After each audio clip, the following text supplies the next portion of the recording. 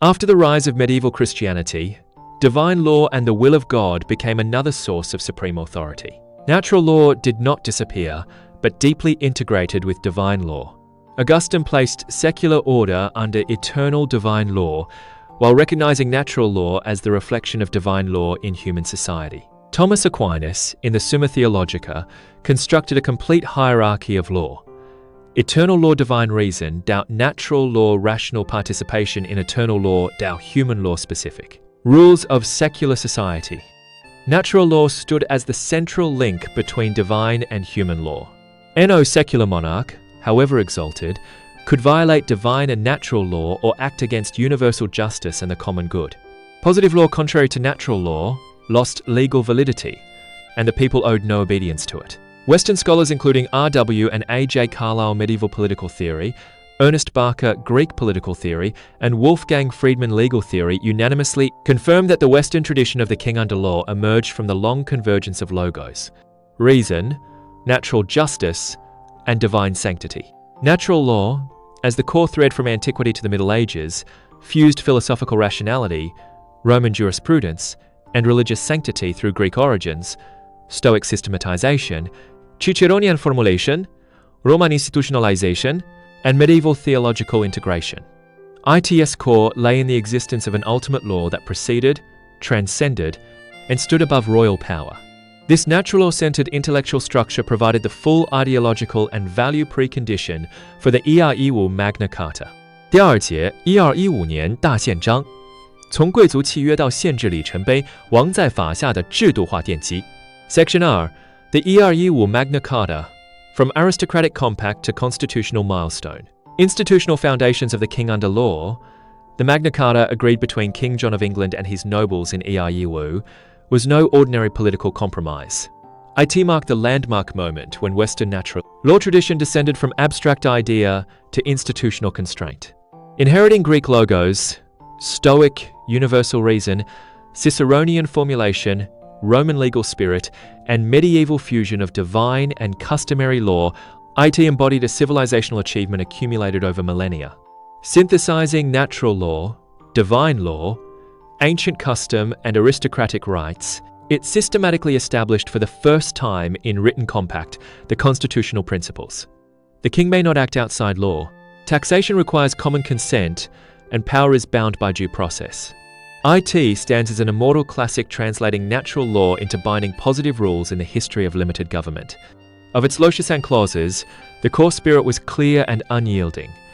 The king was not the maker of law, but its subject. The law he obeyed rested ultimately on inalienable natural rights, life, property, liberty, and universal justice derived from natural law.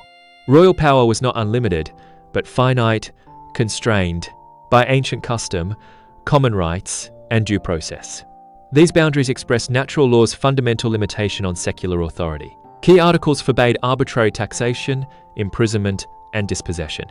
A central provision declared, "No free man shall be seized or imprisoned, or stripped of his rights or possessions, or outlawed or exiled, or deprived of his standing in any other way, nor will we proceed with force against him, or send others to do so, except by the lawful judgment of his equals or by the law of the land." This clause institutionalized natural law's commitment to basic human rights. IT also established the principle that scutage or aid may be imposed in our kingdom only by common council of the kingdom, using procedural justice to restrain arbitrary taxation and mark an inviolable boundary of royal power. Western scholarship has long reached consensus on the Magna Carta's constitutional significance, closely linking it to the natural law tradition. F. William Stubbs, in The Constitutional History of Medieval England, emphasized that while not a modern written constitution, it represented a decisive shift from unwritten to written, constitutionalism, embedding in positive law the natural law principles of law above the monarch, rights prior to power, and due process against arbitrariness. Charles Howard McIlwain, in Constitutionalism, Ancient and Modern, went further. The Magna Carta marked the Western political transition from the rule of the royal will to the rule of law. IT's essential contribution was to translate the transcendent tradition of supreme natural law into operable, enforceable, and resistible institutional rules, laying foundations for parliamentary government, due process, rights protection, and limited government. Natural law, as its spiritual core, explains why the Magna Carta transcended temporary compromise to become a universal constitutional classic. Unlike the Chinese Sultan Conference, which formed an unwritten constitution through moral consensus, classical reason, and historical custom, the Magna Carta embodied natural law in rigid compact via aristocratic agreement, written clauses, judicial enforcement, and military guarantee, forging a distinctively Western contractual constitutional path. Yet in their core constitutional functions restraining absolute power, defining boundaries, affirming higher law, and safeguarding public order, the two traditions achieved deep cross-civilizational isomorphism, jointly representing two classic paradigms of limited government, rule of law, and shared rule in human political civilization. 第三节，荣誉、规则与权力边界。中西贵族精神的分图 section 3 honor, rules, and the boundaries of power. The divergence of Chinese and Western aristocratic spirit, the spirit of compact and power restraint embodied in the Iwu Magna Carta was not sudden, but the institutional crystallization of medieval European aristocratic honor and rule-following tradition. WUSI, former chief editor of Yanhuang Chungqiu, repeatedly cited a classic medieval incident in his articles and public lectures from the Hidden Rules Series 2. English nobles disputed the inheritance. The younger and weaker party, lacking sufficient knights for a fair chivalric contest, appealed to his rival to lend him soldiers so they might fight on equal terms in an upright battle. He further proposed that if defeated, the victor would hold the fief temporarily and restore it to his son when he came of age. The rival, bound by aristocratic honor, agreed to lend troops and keep the covenant. Both fought according to rules, accepted the outcome honorably, and fulfilled their compact, placing honor and good faith above immediate gain and military advantage. A parallel ethos appeared in ancient China, embodied by Duke Xiang of Song in the spring and autumn period. As recorded in the Zuozuan, 22nd year of Duke Shai, the nobleman does not inflict a second wound, nor does he capture the grey-haired. A NCIENTS in warfare did not attack those in a narrow defile. Though I am the remnant of a fallen state, I will not charge an unformed battle line. Duke Shang, UPHELD military ritual and aristocratic morality, refusing to take advantage of the enemy's vulnerability. He was defeated and died soon after, and for ages was dismissed as foolishly rigid. Wuxi's comment is clear. This was not stupidity, but the shared aristocratic ethos in which honor outweighed interest and rules outweighed victory. Western Europe preserved this tradition over centuries, allowing it to solidify into the institutional foundation of sacred compact, law above all, and the quote, king under law, ultimately nurturing the Magna Carta and modern constitutional civilization. In China, however, the aristocratic spirit of the spring and autumn period faded prematurely.